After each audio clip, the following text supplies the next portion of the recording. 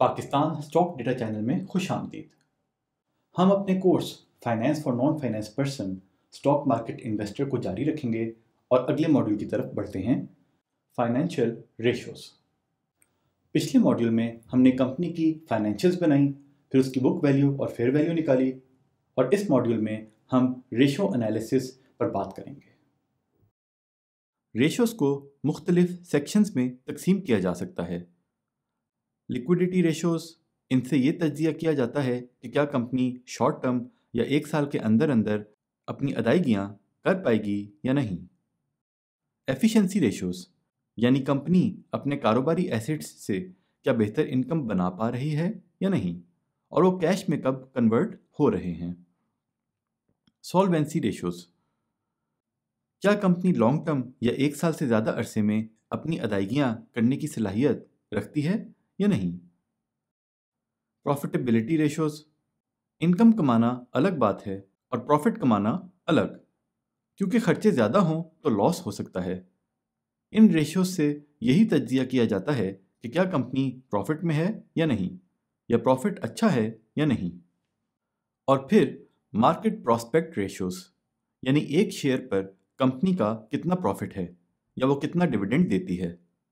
Ultimately हर share holder के लिए सबसे ज़्यादा अहमियत इन्हीं रेशियोज की होती है। तो पहले देखते हैं लिक्विडिटी रेशियोज। पहली है करंट रेशियो। ये करंट एसेट्स को करंट लायबिलिटीज से डिवाइड करके निकाली जाती है, यानी एसेट्स लायबिलिटीज से ज़्यादा हों तो लायबिलिटीज नया कर्जा लिए बगैर अदा की जा सकेंगी। आमतौर पर यह कम से कम एक से ज़्यादा होनी चाहिए, लेकिन दो हो तो बहुत अच्छा है। दूसरी है क्विक या एसिड रेशो। इसमें इन्वेंट्री को करंट एसेट से निकालकर करंट लायबिलिटी से डिवाइड किया जाता है।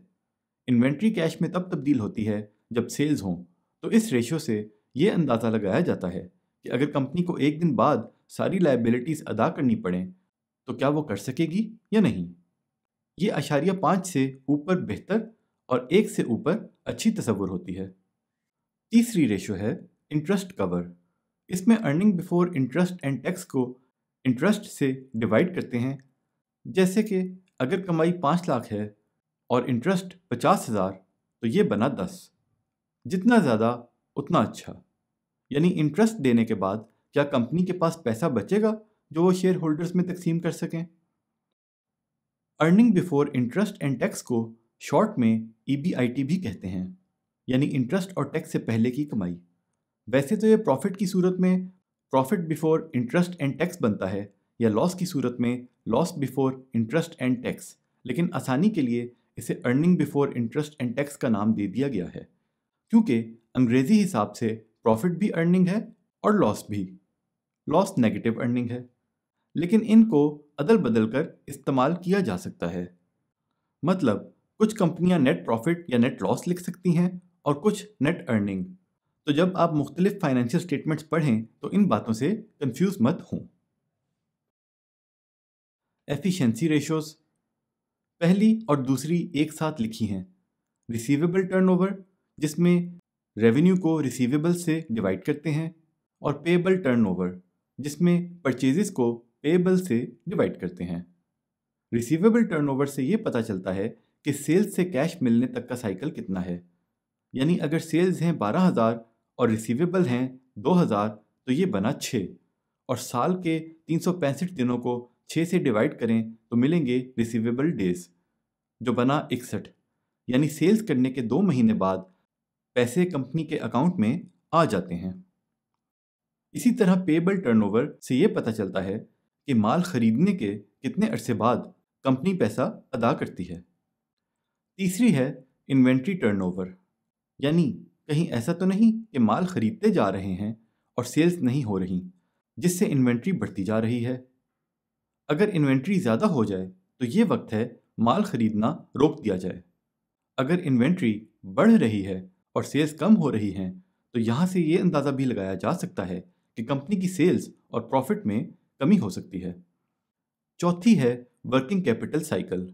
इसे निकालने के लिए रिसीवेबल डेज में इन्वेंट्री डेज शामिल करें और पेएबल डेज निकाल दें तो असल में पता चलेगा कि कितने अरसे में कोई माल खरीद कर इसे बेचने के काबिल बनाकर सेल्स करके पैसा अकाउंट में आता है। ये नंबर जितना ज़्यादा होगा उतना कंपनी के लिए मुश्किलात का बायस बनेगा। पांचवी है एसेट टर्नओवर। इसमें रेवेन्यू को एसेट्स से डिवाइड करते हैं, यानी क्या एसेट्स से इनकम जनरेट हो रही है या नहीं, या वो कितने फीसद है। अगर किसी कारोबार में एसेट्स खरीद कर इनकम और प्रॉफिट शरह सूद से कम है तो कंपनी के लिए बेहतर है कारोबार बंद करके पैसा बैंक में रख ले। ये इसलिए अहम होता है कि कंपनी या कारोबार के बेहतर होने का जायजा लिया जा सके। फिर हैं सॉल्वेंसी रेशोज। कोई भी कारोबार दो तरीकों से चलता है, एक कारोबार के मालिक का पैसा और दूसरा कर्ज। कंपनियों में भी ऐसे ही है। कारोबार के मालिक का पैसा इक्विटी और कर्जा डेट। पहली रेशो है डेट टू इक्विटी रेशो, यानी इस बात का जायजा लेना कि किसी कारोबार में ज़्यादा पैसा मालिकों का है या लॉन्ग टर्म कर्ज से कंपनी का कारोबार चल रहा है। जितना इक्विटी ज़्यादा उतना कंपनी का मुस्तकबिल अच्छा होने की उम्मीद, यानी ये रेशो जितनी कम कंपनी उतनी बेहतर। बेहतर तस्वर होने के लिए इक्विटी और डेट की प्रोपोर्शन में इक्विटी का हिस्सा 50% से ज़्यादा होना चाहिए, यानी इक्विटी डेट से ज़्यादा होनी चाहिए। लॉन्ग टर्म डेट ज़्यादा हो तो कंपनी जो कमाएगी इसमें से ज़्यादा तो सूद की अदायगी और मुस्तकबिल के कर्ज की अदायगी में निकल जाएगा, तो वो शेयर होल्डर्स को क्या खाक देगी। फिर इंटरेस्ट कभी भी बढ़ जाता है, जिससे अच्छा कमाने के बावजूद भी मुनाफा कम हो जाता है। एक्सेप्शन हो सकती है, मतलब ये भी हो सकता है कि कोई कंपनी कर्ज लेकर बहुत ज़्यादा कमाना शुरू कर दे, तो सिर्फ एक रेशो से कंपनी के मुस्तकबिल का या उसमें सरमायाकारी करने या ना करने का फैसला नहीं किया जा सकता। लेकिन आम हालात में जिस कंपनी में कर्ज इक्विटी से ज़्यादा होता है वो बेहतर नहीं समझी जाती। दूसरी रेशो है डेट रेशो। इसे सिर्फ लॉन्ग टर्म नहीं बल्कि तमाम लायबिलिटीज़ और तमाम डेट को कुल एसेट्स से डिवाइड करके निकाला जाता है। तीसरी है इक्विटी रेशो। इसमें इक्विटी को तमाम एसेट्स से डिवाइड करके निकाला जाता है।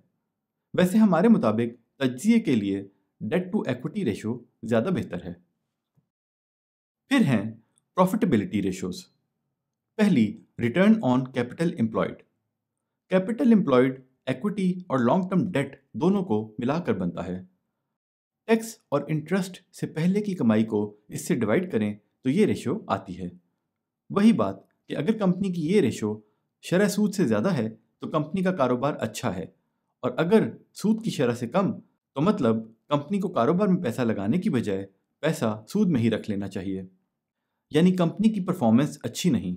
लेकिन कुछ कारोबार ऐसे होते हैं कि 3 साल इन्हें नुकसान होता है और फिर जाकर फ़ायदा होता है, और आने वाले सालों में फ़ायदा इतना ज़्यादा होता है कि पिछले सालों का नुकसान भी पूरा हो जाता है। कहने का मकसद है कि अगर कोई कंपनी नुकसान में है तो ये ज़रूरी नहीं कि वो हमेशा नुकसान में ही रहेगी और इन्हें कारोबार बंद कर देना चाहिए। लेकिन जो कंपनियां नुकसान में हैं तो आम सरमायाकारों को इनसे दूर ही रहना चाहिए। दूसरी, रिटर्न ऑन इक्विटी।